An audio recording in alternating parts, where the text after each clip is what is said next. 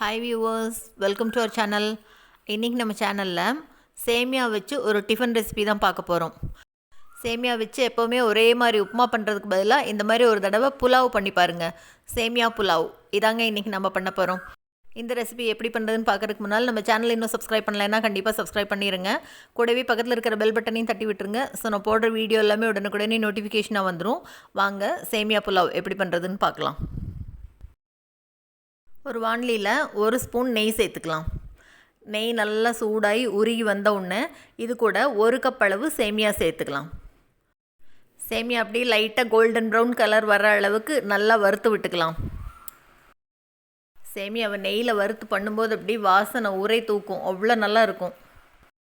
இந்த மாதிரி காயெல்லாம் போட்டு புலாவ் மாதிரி பண்ணும்போது சேமியா பிடிக்காத குழந்தைங்க கூட கண்டிப்பாக கேட்டு வாங்கி சாப்பிடுவாங்க, நல்லாயிருக்கும். போதும், சேமியா இந்தளவு வறுபட்ட உடனே அடுப்பை ஆஃப் பண்ணிவிட்டு எடுத்து வைக்கலாம், இருக்கட்டும். இப்போ அதே வாணலியில் எண்ணெய் சேர்த்துக்கலாம். எண்ணெய் நல்லா சூடானோன்னு ஒரு சின்ன துண்டு பட்டை, ஒரே ஒரு ஏலக்காய், 2 கிராம்பு சேர்த்துட்டு ஒரு பெரிய வெங்காயத்தை கொஞ்சம் பெருசாகவே கட் பண்ணியிருக்கேன், அதையும் சேர்த்து நல்லா வதக்கி விட்டுக்கலாம். வெங்காயம் வதங்கும் போதே இது கூட முந்திரி சேர்த்துக்கலாம். ஒரு 10 முந்திரி சேர்த்துக்கலாம். வெங்காயம் முந்திரி ரெண்டையும் லேசாக வதக்கி விட்டுட்டு இது கூட சின்ன சின்னதாக கட் பண்ண கேரட் துண்டுகளை சேர்த்துக்கலாம். இது கூடவே கொஞ்சம் பெருசாக கட் பண்ணி வச்சுருக்கிற பீன்ஸ் சேர்த்துக்கலாம். அடுத்ததாக சின்ன சின்னதாக கட் பண்ணி வச்சுருக்கிற குடமிளகாய் சேர்த்துக்கலாம். எல்லா காயும் வெங்காயத்தோடு சேர்த்து நல்லா வதக்கி விட்டுக்கலாம். லேசாக வதங்கினா போதும். இப்போ அடுத்ததாக நான் இஞ்சியை துருவி சேர்த்துக்கிறேன். நீங்கள் இந்த இடத்துல வேணுன்னா இஞ்சி பூண்டு விழுது கூட சேர்த்துக்கலாம். பச்சை வாசனை போகிற வரைக்கும் கொஞ்சம் எல்லாத்தையும் வதக்கி விட்டுட்டு இப்போ இது கூட ஒரு பெரிய சைஸ் தக்காளியை பெருசாக கட் பண்ணி வச்சுருக்கிறேன், அதையும் சேர்த்து நல்லா வதக்கி விட்டுக்கலாம். தண்ணி எதுவும் சேர்த்தாமல் அப்படியே வதக்கி விட்டுக்கலாம். கொஞ்சம் வதங்கினோடனே இப்போ இது கூட கொஞ்சமாக ஒரு 1/4 டீஸ்பூனை விட கம்மியாக மஞ்சள் தூள் சேர்த்துக்கலாம். கூடவே 1 டீஸ்பூன் அளவு மல்லித்தூள், 1 டீஸ்பூன் அளவு மிளகாய்த்தூள், 1/2 டீஸ்பூன் அளவு கரம் மசாலா, கூடவே இதுக்கு தேவையான அளவு உப்பு எல்லாத்தையும் சேர்த்து நல்லா வதக்கி விடலாம். காயெல்லாம் நல்லா வதங்கட்டும்.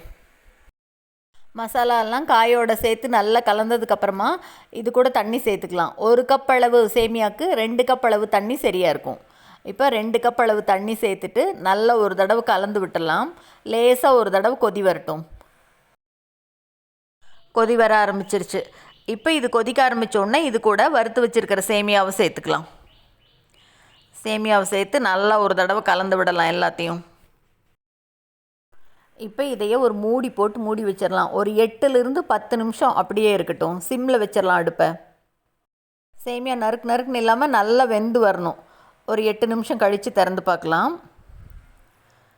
பாருங்கள், சேமியா நல்லா வெந்து வந்திருக்கு பாருங்கள் அப்படியே. இப்போ இது கூட 1/2 டீஸ்பூன் அளவு மட்டும் லெமன் பிழிஞ்சிக்கலாம். லெமன் பிழிஞ்சிட்டு இதை நல்லா ஒரு தடவை கலந்து விட்டுட்டு அடுப்பை ஆஃப் பண்ணிடலாம். அடுப்பை ஆஃப் பண்ணிவிட்டு இது மேலே அப்படியே பொடி பொடியாக கட் பண்ண கொத்தமல்லி தலையை தூவி விட்டுக்கலாம். இது ஆப்ஷனல் தான், வேணும்னா தூவிக்கலாம், இல்லைன்னா விட்டுறலாம். கொத்தமல்லி தலை தூவினதுக்கப்புறமா ஒரு மூடி போட்டு நல்லா மூடி வச்சிடலாம். ஒரு 15 நிமிஷத்துக்கு அப்படியே இருக்கட்டும். அடுப்பை ஆஃப் பண்ணிவிட்டு ஒரு 15 நிமிஷம் அப்படியே விட்டுறலாம்.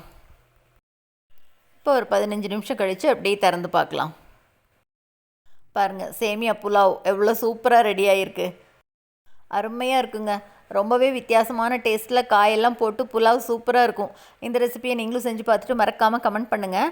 இந்த வீடியோ உங்களுக்கு பிடிச்சிருந்ததுன்னா லைக் பண்ணுங்கள், ஷேர் பண்ணுங்கள், கமெண்ட் பண்ணுங்கள். மறக்காமல் நம்ம சேனலை சப்ஸ்கிரைப் பண்ணுங்கள். கூடவே பக்கத்தில் இருக்கிற பெல் பட்டனையும் தட்டி விட்டுருங்க. ஸோ நான் போடுற வீடியோ எதுவுமே மிஸ் பண்ணாமல் பார்க்கலாம். தேங்க்ஸ் ஃபார் வாட்சிங்.